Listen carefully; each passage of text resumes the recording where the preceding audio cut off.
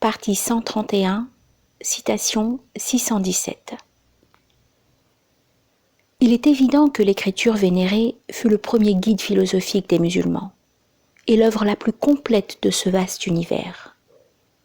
Chacun y trouve une parole, chaque espèce un mot, chaque genre une ligne, chaque microcosme une page et chaque mouvement une description. Ce grand livre ne connaît point de fin. Ces mots, ces lettres, ces lignes et ces pages sont incommensurables pour tout être humain.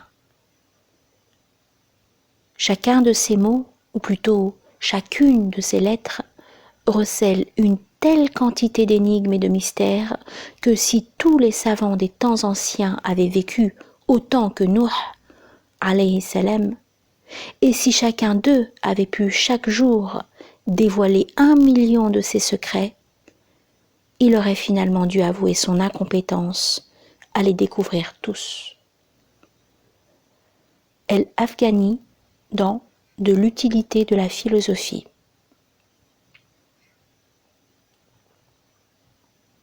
« 618. Nous avons usé nos plumes et nos voix à force d'écrire et de répéter que les malheurs des musulmans ne peuvent être imputés à la religion, mais plutôt aux innovations qu'ils y ont introduites et au fait qu'ils portent l'islam comme une fourrure mise à l'envers. Rachid Rida dans El-Manar. 619. En moi, il y a quelqu'un d'autre de qui jaillit cette fureur. Tu sais bien, si l'eau est bouillante, c'est dû au feu. Ma fureur ne vient pas non plus de moi, elle provient d'un autre monde. Ici un monde, là un autre monde, moi sur le seuil, entre les deux.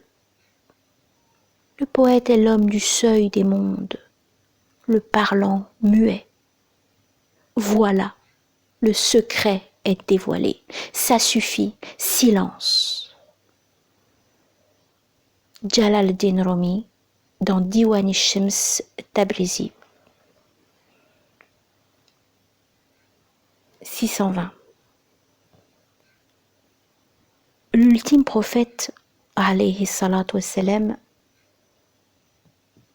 ne passait pas une journée sans adresser à Allah, loué soit-il, au moins 70 demandes de pardon, astaghfirullah, pour des erreurs qu'il aurait pu commettre par inadvertance, ce qui est impossible pour lui, puisque Allah l'a préservé. Mais cette noble attitude exprime sa grande piété et sa grande crainte d'Allah, connaissant lui-même très bien la faiblesse de la nature humaine. Ceci parce qu'il refusait à se reposer sur ses œuvres, à se complaire dans ses actes, à se rassurer par sa piété. Son espérance légitime en Allah, loué soit-il, n'annulait pas sa crainte du Seigneur. Au contraire, car la véritable adoration est une synthèse de ces deux attitudes, ainsi que l'a symbolisé notre grand imam Abu Hamid al-Ghazali, par l'image de l'oiseau avec ses deux ailes, dont l'une est l'amour et l'autre est la crainte. Pour s'élever vers son but suprême, l'être humain doit donc réunir ces deux attitudes fondamentales.